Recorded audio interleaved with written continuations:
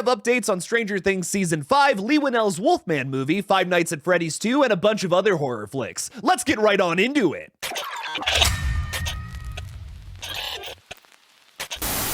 Welcome to the second channel, everybody. My name is Jack, and today we're talking a little bit about Stranger Things Season 5, as well as a bunch of other horror movies, horror shows, whatever. Fight me in the comments. Stranger Things Season 5 production has officially begun on the final season of the hit Netflix series. I'm very excited for Season 5. I loved Season 4. It might have been my favorite season of the entire show, if I'm being completely honest. Just in love with it. Eddie Munson, R.I.P. baby, bring him back for Season 5. All right, let's get into this a little bit. Nothing too crazy. We just know that essentially production has started. There is some pretty interesting stuff, though, that you might have missed regarding Stranger Things Season 5 that's very exciting, including the fact that Terminator icon and star Linda Hamilton will be in Stranger Things Season 5. Very excited to see what she does here. I really enjoyed her performance in Dark Fate, although I did not like that movie. I was happy to see Linda Hamilton back. That was cool. It's not the first time we've seen Stranger Things influenced by the Terminator. You might remember Season 3, where our main bad guy was very Arnold-esque. So I'm excited to see what they do with Linda Hamilton here. Maybe she'll be like a main character, maybe a bad guy, perhaps.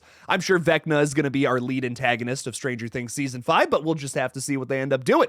I'm excited to see how this whole story wraps up. Something else that's really exciting about this is that Dan Trachtenberg, who directed Prey, 10 Cloverfield Lane, the first episode of The Boys, awesome director, love everything the dude has touched, is heading to the Upside Down to direct an episode of Stranger Things Season 5. This should be really interesting. Whatever he ends up doing, I'm sure it's going to be great.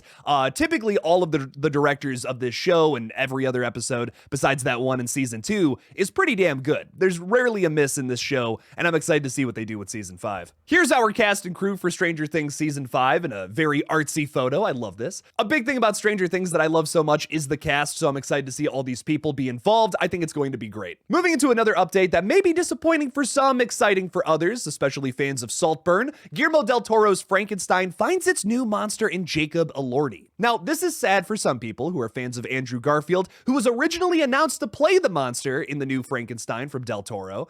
I'm personally kind of upset about this decision. Now, I have not seen Saltburn yet. Me and my girlfriend are waiting to watch this when we can get together and actually sit down and check it out. I just haven't seen him in anything. You know, I'm sure he's a good actor. I'm sure that's why he got the part, but I was so hyped to see this movie for Andrew Garfield. I mean, the cast is stacked too. I mean, we have Mia Goth and who else is going to be in this? Oscar Isaac, Christoph Waltz. This is going to be a great movie. I mean, Del Toro loves Frankenstein through and through, no matter what. But I was really hyped to see Andrew Garfield in this movie, and I don't know. Now that we're not getting that, I guess my excitement is it's not distinguished, but I'm just a little less excited. I'm sure Jacob's going to do great, and after I watch Saltburn, I'm going to probably be like, oh, now I totally get why he's playing Frankenstein. Hopefully. But apparently Andrew Garfield was unable to play the monster in this due to scheduling conflict. So there's no bad blood here. It's not like Andrew Garfield and Christoph Waltz got into like a fist fight or something, or maybe Del Toro. Like, could you imagine Andrew Garfield punch Del Toro in the face and like that's why he's not going to be in Frankenstein? Totally kidding. That's not why it was. No bad blood, no drama, just scheduling conflicts. But I was excited to see Andrew Garfield play not the titular role, play the monster specifically. Oscar Isaac is playing Victor Frankenstein. Pretty exciting stuff. Common misconception about horror that I wanted to get out there. What do you guys think about this, though? Leave me something about it in the comments. Let's get to the next update. Lee Winnell's Wolfman is a movie that I am so excited for. I'm expecting this to be one of the best horror films of 2024. Not number one, because of course that slot's going to go to Terrifier 3. I mean, listen, there's not too many horror movies I'm super excited for in 2024, but dude, Terrifier 3, yeah, it's gonna be number one for me. I already know it. Like, no matter what, even if it sucks, like, it's gonna be number one for me, I think. My bias is just so, I wear it on my sleeve. I don't even care at this point. So excited for Terrifier 3. But Lee Winnell's Invisible Man from 2020 was so good. Like, one of my favorite movies that he's been a part of ever. Like, in the top 3, in my opinion. This is the guy that wrote Saw, Insidious, Upgrade, which is such an underrated movie too. But I'm very excited for whatever he does with Wolfman, and Julia Garner has just joined the cast. Speaking of Terrifier 3, Lee Winnell's Wolfman is coming out on the same day, October 25th of this year. So we're going to do a Wolf of Fire double feature that day, ladies and gentlemen. I am so excited for that. Speaking of the Wolfman, Christopher Abbott will be playing this character. He was most recently seen in Yorgos Lanthimos' Poor Things. I think that's how you pronounce that guy's name.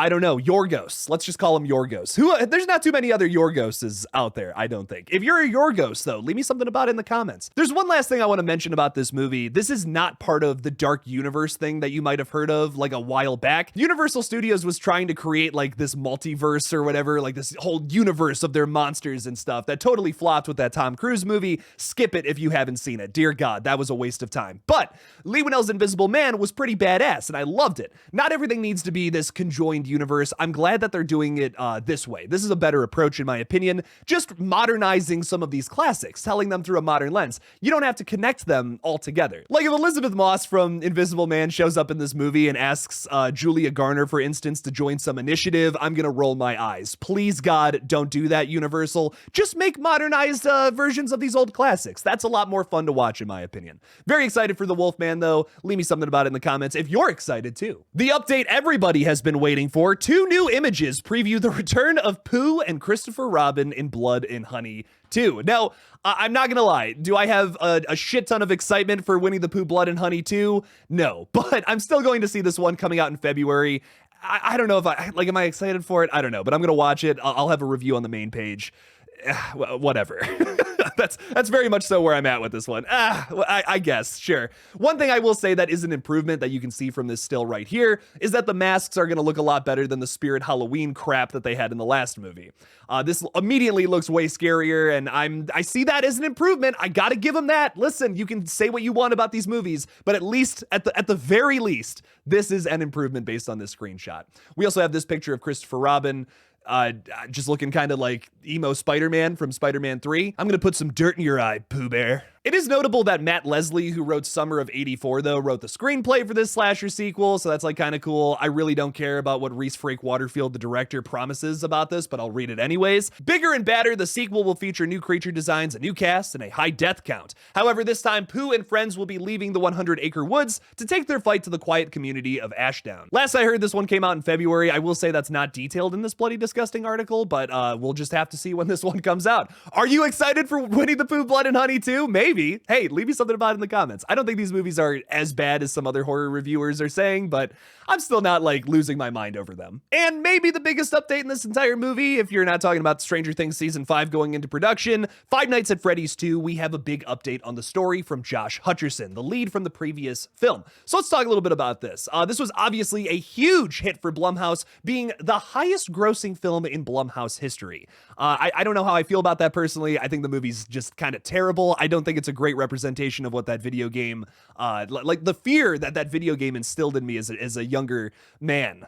Well, I wasn't a man then. I guess I was kind of a child in 2014. But like when I first played Five Nights at Freddy's, I was like, I am never stepping inside of a Chuck E. Cheese ever again for the rest of my life. And that movie, there was nothing scary about it. Like absolutely, not a moment of uneasiness. I don't know.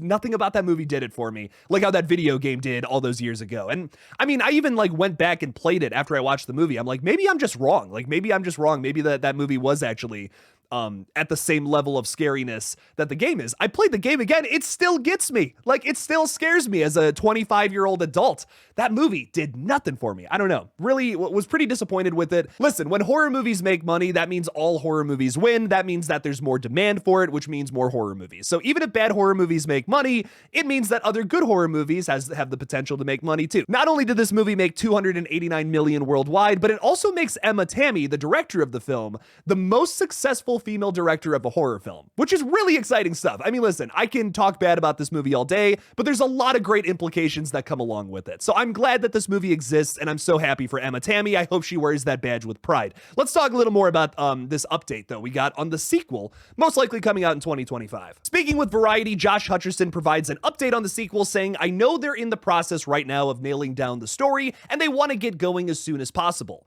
Obviously, the fans are amazing and die hard. For me to be a part of it was so cool and phenomenal. We hoped it would connect with audiences, but I don't think that anybody, even on our side of things, expected it to really connect the way that it did. I'm dying to get back on set. Emma Tammy, our director, was fantastic, and it was such a fun world to play in. I'm excited to see what they are doing next. So essentially, they're working on the story right now. We'll most likely get it in October of 2025, if I had to guess, based on Blumhouse's model of like having basically 2 years between movies. Like, look at what they're doing with Megan 2.0, for instance. We don't get that until until a year from now in January of 2025. The first film, of course, came out in January of 2023. It makes sense for them to kind of just take 2 years, take some time to write this, make it something really worthwhile. I think Five Nights at Freddy's 2 honestly has the potential to be better than the first one, and I really hope it is, because I really do like this franchise. It's a very interesting IP. I mean, the idea of animatronics being stuffed with like dead children and then the souls of those children are taking them over, that's a really interesting concept. I want this franchise to succeed,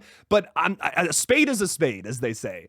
This movie was bad. I wasn't crazy about it. It was one of my least favorite horror films from 2023. I really hope that they just make the next movie something scary. Like, listen, that might be a controversial take, because some people will say, well, Jake, this is something directed towards children, but it's gateway horror. Kids have to be a little scared by what they're seeing on screen. I mean, listen, the majority of the people that went to go see this movie were children who probably watched Markiplier's playthroughs all the way back then, but those are scary, man. I mean, listen, yes, it's funny to watch Markiplier go, whoa, like that 100 times and drink milk as he does, but you gotta have something a little scary about these movies. The jump scares are watered down. The creatures are building forts with our main characters. And I'm just thinking to myself the whole time, there are dead corpses of children within these things, and we're not doing anything with that. Like, that's terrifying. What?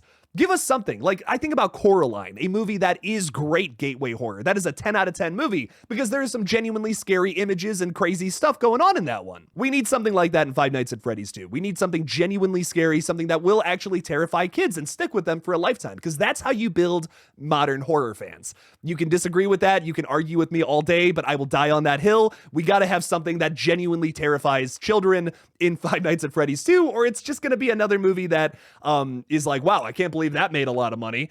I don't want that for Five Nights at Freddy's 2. I don't want that for any of the people involved. I really do love a lot of the people involved, and I just hope that they give this next one a bit more teeth. What was your favorite update from this video? Leave me something about it in the comments below. Thank you all so much for watching. Make sure to subscribe not only to this page, but my main page, just KillJoy Jake. There's not a 2 next to that one. Support me on Patreon too. I got a big announcement coming at the end of the week over on the main page, so go check that out. And as always, don't forget to kill it out there, y'all.